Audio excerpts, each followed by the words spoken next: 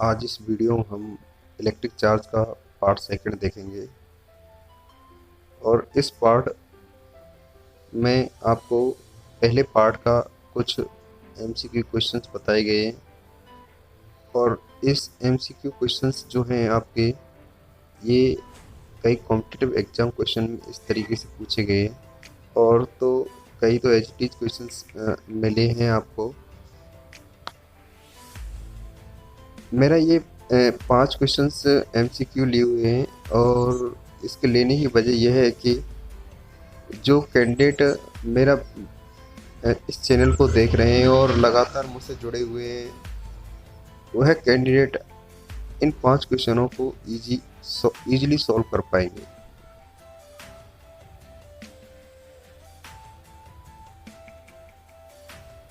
Electric charge जो electric quantity जो है उस क्वांटिटी संबंधित 5 क्वेश्चन इम्पोर्टेंट है और ये 5 क्वेश्चनों को देखना है। तो बच्चों चलते हैं 5 क्वेश्चनों को एनालिसिस करते हैं। पहला क्वेश्चन,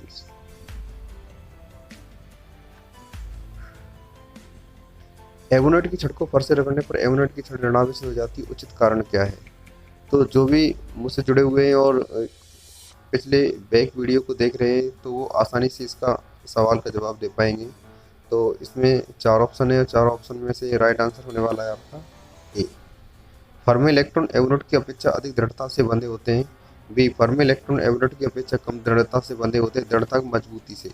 फर्मी इलेक्ट्रॉन शून्य हो जाते हैं, फर्मी इलेक्ट्रॉन एवोनेट की अपेक्षा मध्य दृढ़ता से बंधे रहते हैं। तो राइट आंसर होने वाला है इसमें। नेक्स्ट क्वेश्चन है आपका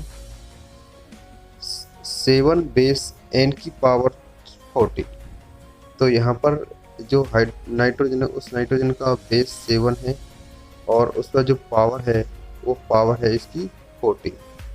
अब बात आती है कि इसमें जो ये जो कंडीशन बना रखी है ये क्या है। तो पहले तो देखते हैं, मैंने अगर आप लोगों ने बैक वीडियो देखे हैं तो आप समझ पा रहे होंगे अच्छी तरीके से, और नहीं देखा है तो जो फर्स्ट टाइम इस वीडियो को देख रहे हैं तो वो भी आसानी से सीख पाएंगे।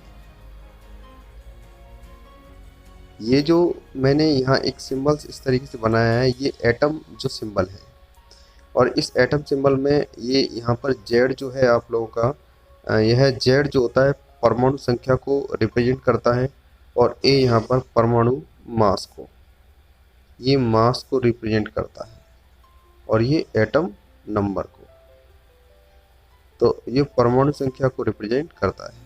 तो यहाँ पर क्वेश्चन ये बना कि 7 बेस n की पावर 14 नाभिक पर आवेश का मान होता है। कहने का मतलब नाइट्रोजन जो है उस नाइट्रोजन पर इतने परमाणु संख्या और द्रव्यमान संख्या है। तो आपको पता है इसका सॉल्व कैसे करेंगे। Q बराबर जेड, आपको पता है कि क्वांटीकरण जब किया जाता है परमाणु का तो Q बराबर N ही फॉर्मूला निकल के आता है आपका। तो यहाँ पर Z जो है N को रिप्रेजेंट कर रहा है, एटॉमिक नंबर, तो N को रिप्रेजेंट कर रहा है। तो आप आसानी से इसमें वैल्यू पुट कर सकते हैं। N की वैल्यू मानेंगे अपन 7 और आपको पता है E की वैल्यू 1.6 इंटू 10 की पावर माइनस 19 होती है, तो पुट कर देंगे आसानी से। तो Q बराबर जेड, तो 7 इंटू 1.6 इंटू 10 की पावर माइनस 90। तो अगर इसको सॉल्व करेंगे तो राइट आंसर आपको मिल के आएगा। तो बच्चों आसानी से सॉल्व कर सकते हैं इस क्वेश्चन को, समझ में आया हो आपके में। नेक्स्ट क्वेश्चन है, निम्न में से कौन सा कण है जो विराम द्रव अवस्था द्रव्यमान शून्य होता है? निम्न में से कौन सा कण है जो विराम द्रव्यमान शून्य रेस्ट मास इक्वल टू 0 रखता है? तो वो है आपका राइट आंसर है आपका फोटोन। किस प्रयोग में विद्युत आवेश के क्वांटम प्रकृति की स्थापना मानी गई? तो ध्यान रख लेना, मिल्कन तेल बूंद प्रयोग में आवेश की सीधी तथा ऐसे मात्रक में कौन सा संबंध है? तो आपका है 1 कूलम बराबर 3 इंटू 10 की पावर 9 ESV। तो बच्चों ये 5 क्वेश्चन थे, आपको पाँचों क्वेश्चन बहुत ही अच्छे क्वेश्चन थे, इनको रीड करना है या अपनी नोटबुक में इनको उतार लेना है आप लोगों को, तो या अच्छी तरीके से इसको रीड करना है। अब आता है कि इलेक्ट्रिक चार्ज जो है उस चार्ज की प्रॉपर्टीज। तो इलेक्ट्रिक चार्ज की जो प्रॉपर्टीज है वो प्रॉपर्टीज जानते हैं। सबसे पहले है कि एडिटिव नेचर, जो आवेश जो होते हैं वह जुड़ने वाली प्रकृति के होते हैं। दूसरा, like charge repel and unlike charge attraction, यह आपस में प्रतिकर्षण और आकर्षण का गुण रखते हैं। नेक्स्ट, इनवेरियंस नेचर, ये निश्चरता प्रकृति रखते हैं। कंजर्वेशन नेचर, संरक्षण प्रकृति रखते हैं। और क्वांटिजाइजेशन नेचर, और क्वांटीकरण प्रकृति रखते हैं। तो इन सब के बारे में नंबर से अपन स्टडी करते हैं ये है क्या चीज़। तो कह रही हूँ this is the properties of electric charge. Electric charge आपस में जुड़ने की प्रकृति रखते हैं। इलेक्ट्रिक चार्ज जो होते हैं एक दूसरे से आकर्षण और प्रतिकर्षण होते हैं। इलेक्ट्रिक चार्ज जो होते हैं इनवेरियंस होते हैं। इलेक्ट्रिक चार्ज जो संरक्षण प्रकृति के होते हैं। इलेक्ट्रिक चार्ज क्वांटीकरण प्रकृति के होते हैं। तो पहला अपन लेते हैं एडिटिव। तो थोड़ा देखें सभी,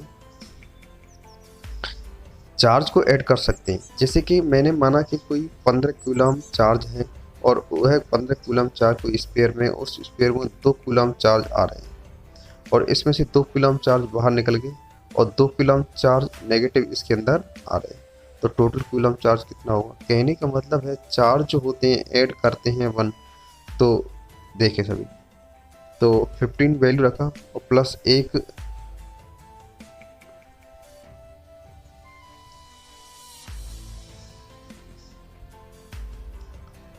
सॉरी हाँ मिस्टेक हुआ है,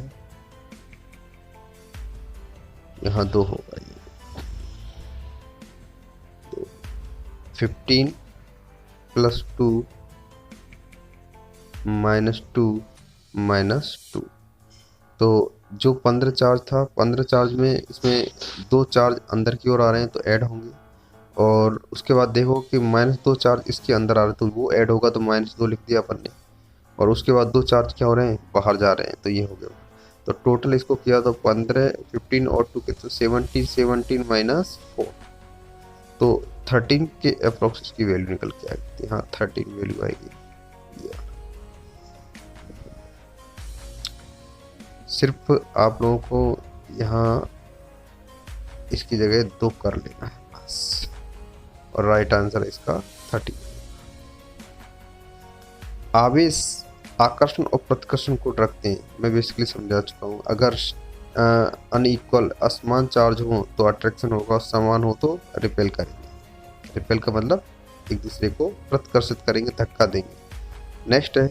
नेक्स्ट आपका प्रॉपर्टी निश्चितता, मतलब कि ये निश्चितता प्रकृति रखते हैं। किसी वस्तु पर स्पीड कितनी भी हो लेकिन चार्ज उस वस्तु पर, ऑब्जेक्ट पर कांस्टेंट रहता है। तो निश्चितता का मतलब होता है अगर कोई वस्तु है आपकी कितनी भी स्पीड पर चले लेकिन चार्ज वहाँ पर क्या रहेंगे?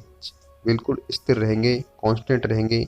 चार्ज वेलोसिटी पर डिपेंड नहीं करता है, ये ध्यान रखना है आपको।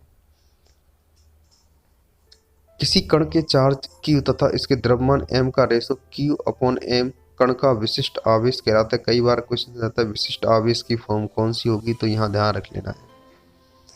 तो विशिष्ट आवेश की यूनिट भी बन जाएगी, यहाँ पर चार्ज यानी कूलम प्रति किलोग्राम। तो विशिष्ट आवेश की यूनिट जो होगी वो कूलम प्रति किलोग्राम भी बोल सकते हैं।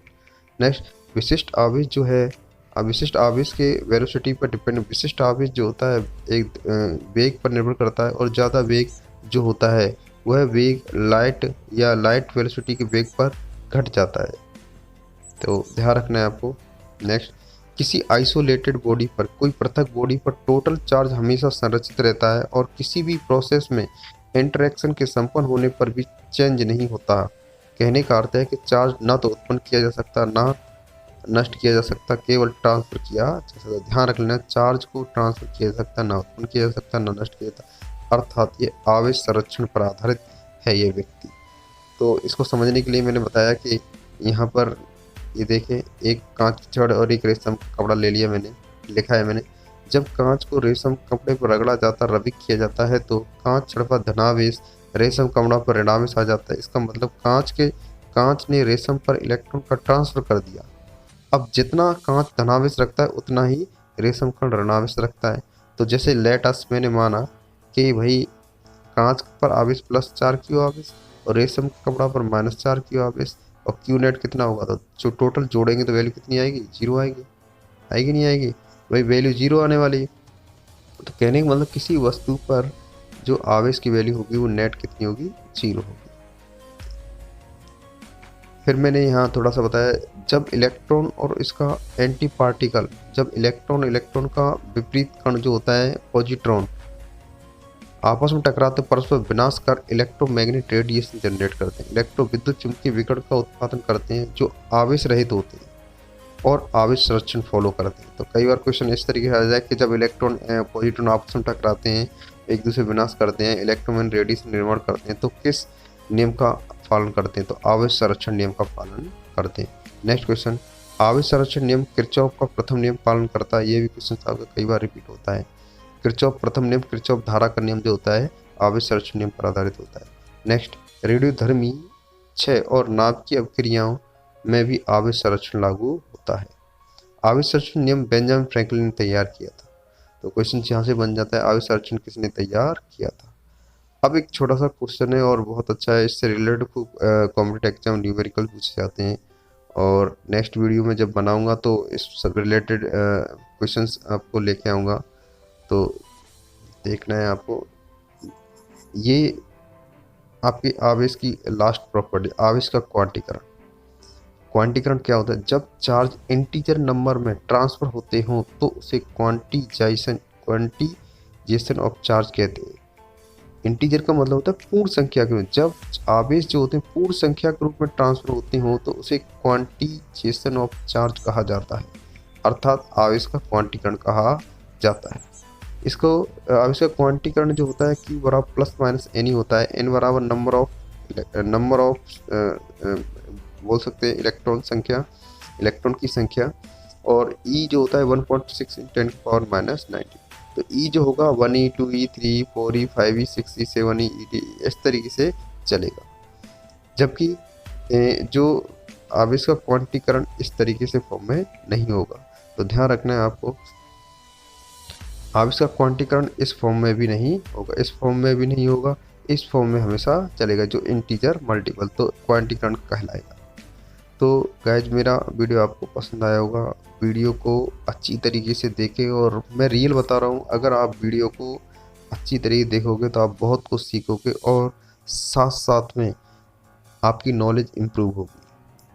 सो गाइज, जो भी बच्चे या स्टूडेंट्स या गाइज या जो भी इस वीडियो को देख रहे हैं, सभी से मेरा यही कहना है कि अगर आपको कुछ कमजोरी या कुछ कमियां या कुछ भी अगर समझने में प्रॉब्लम आती है तो मेरे कमेंट्स बॉक्स में लिखकर मुझे आगाह कराएं और मुझे बताएं, जिससे मैं आपकी प्रॉब्लम को रिजॉल्व कर सकूं।